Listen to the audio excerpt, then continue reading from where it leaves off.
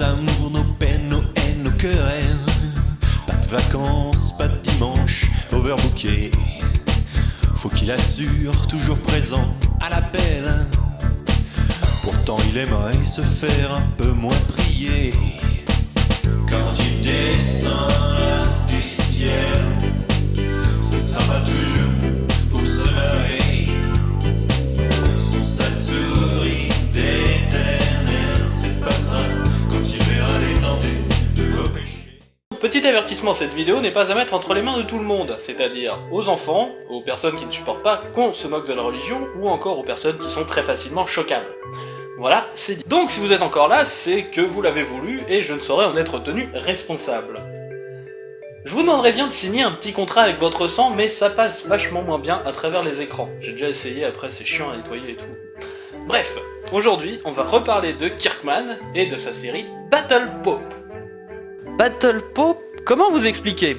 Vous prenez Little Kevin, vous le mélangez à Sœur Marie-Thérèse des Batignolles, vous mettez le tout dans un mixeur avec des comics de super-héros avec la biographie du pape Jules II, dit le terrible, et paf, ça vous donne Battle Pope. Ou une bouillie, ça dépend des mélanges. Bref, c'est anti-puritain au possible, et l'on suit le pape Oswald Léopold II faire tout ce que ne doit pas faire un pape, accompagné de son sidekick Jésus. Intrigué? Ça tombe bien, le numéro 11 est un spécial Noël. Le comics commence avec le Père Noël qui déprime dans un bar, tout comme le faisait notre héros de pape dans son tout premier numéro. Et ben ça commence bien. Nous avons donc droit à un flashback du Père Noël, où l'on voit que celui-ci est choisi aussi par une élection par un concile. Il a une femme et... Ok, je m'attendais pas exactement à ça pour la seconde apparition de la Mère Noël. Seulement Dieu est apparu pour le jugement dernier. Et c'est un peu le pitch de la série en fait, il reste plus sur Terre que ceux que Dieu n'a pas jugés dignes. Dieu a donc dit que toute la bande du Père Noël n'était pas digne. Oui, même les reines. Tiens Rodolphe, ça t'apprendra à faire le con avec les marmottes. Vu qu'il n'existe plus de gentils à récompenser, tout le monde ne servait plus à rien. Les elfes sont devenus fous, la Mère Noël a quitté le Père Noël, et ce dernier s'est barré à la ville pour se bourrer la gueule. Le pire c'est que c'est cohérent. Pendant ce temps, Battle Pope et Jésus surveillent la ville, mais Jésus semble déprimé. Il explique qu'il n'aime pas Noël car tout le monde a oublié que c'était son anniversaire et que personne ne pense à lui. Quand tout à coup un cri résonne dans la nuit, le devoir appelle.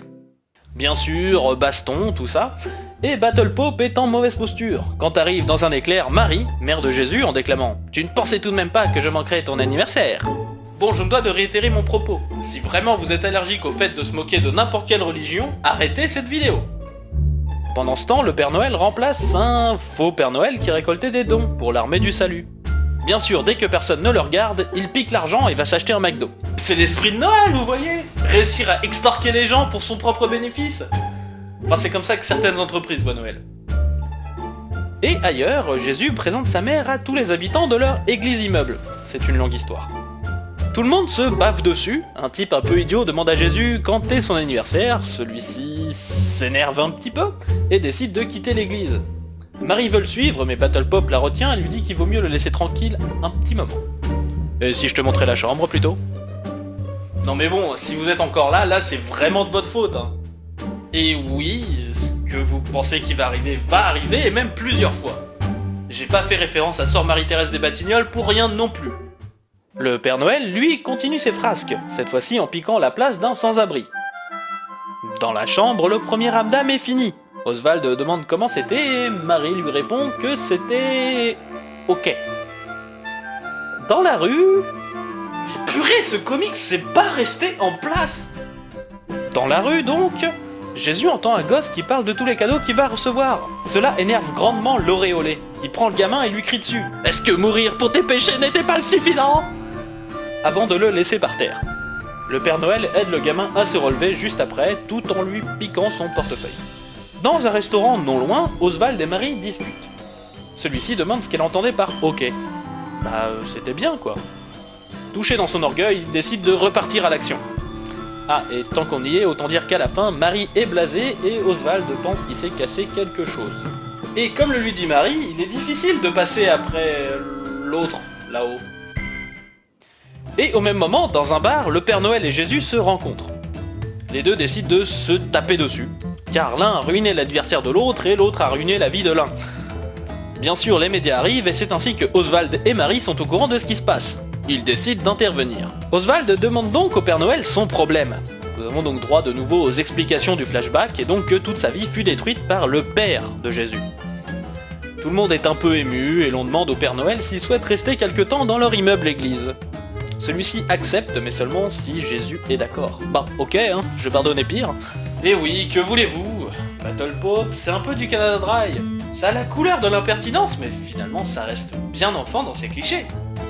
Le lendemain, Jésus descend, ouvre la porte de la cuisine et... surprise! Tout le monde, même le Père Noël, est là pour son anniversaire. Bon, Marie repart, mais dit à Oswald que c'était gentil ce qu'il a fait pour son fils. Bon, c'est que je commence à l'apprécier, cette petite chiure. Elle lui dit qu'elle reviendra l'année prochaine et que d'ici là, il ferait bien de s'entraîner. Ce qu'apparemment, il compte faire tout de suite. Amber, ramène tes fesses tout de suite! Mais l'on ne saurait quitter ce comics aussi rapidement, car pas mal de personnages secondaires apparaissent à la fin du comics. Je vous montre juste le dernier qui me fait vraiment rigoler. Lucifer est toujours accroché à sa table de torture éternelle, lorsque son frère, Méphistophélès, lui déclare qu'il va le laisser tranquille une journée pour Noël.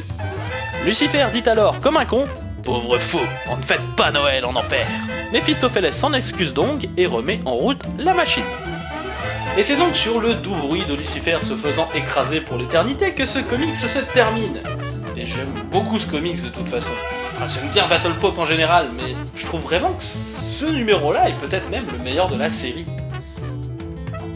L'humour il est peut-être un peu facile, mais il touche. Enfin, bien sûr, ça reste gentillet dans la narration, dans les clichés. C'est un peu un GTA. C'est subversif, mais pas trop. C'est subversif pour faire parler de lui un peu. On passe un bon moment, c'est tout ce qu'on demande. Par contre, ça fait un bon moment qu'on n'a pas vu l'atelier du Père Noël. Enfin, l'atelier du Père Noël en état de marche. Ça tombe bien, j'ai prévu ça pour le prochain numéro.